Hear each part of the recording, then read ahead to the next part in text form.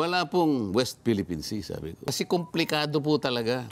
Very complex ang issue surrounding the South China Sea. Isa pong halimbawa, yung palagi natin ginagamit na salita na West Philippine Sea. Wala pong West Philippine Sea, sabi ko. Ang buong akala naman nung nakarinig, aba, ito na bang si Marcoleta? Aba, China pala ito. Ngayon, napatunayan ko na talagang hindi naiintindihan, kaya tayo nagkakagulo. Technically, there is no such thing as West Philippine Sea. Kung maalala mo, dumating dito yung dating Secretary of State, Hillary Clinton. Ano, ni Obama, ito ang unang nagsabi ng West Philippine Sea. Nagpapasikat yun eh. Kapag dinrowing mo yung West Philippine Sea, Nelson, ito yung kabuuan ng maraming bagay. No? Yung kabuuan ng ating bansa, guhitan mo yan paikot, yun ang baseline. Yung nasa loob ng ginuhitan mo, yun ang internal sea. Mula doon sa archipelagic baseline, 12 miles, territorial sea. Mula doon sa territorial sea, another 12 miles. Ito yung ating continental shelf. Pagkatapos, another 24 miles away from the baseline for 200 nautical miles. Pag kinuwenta mo, exclusive economic zone. Itong tatlong bahagi na ito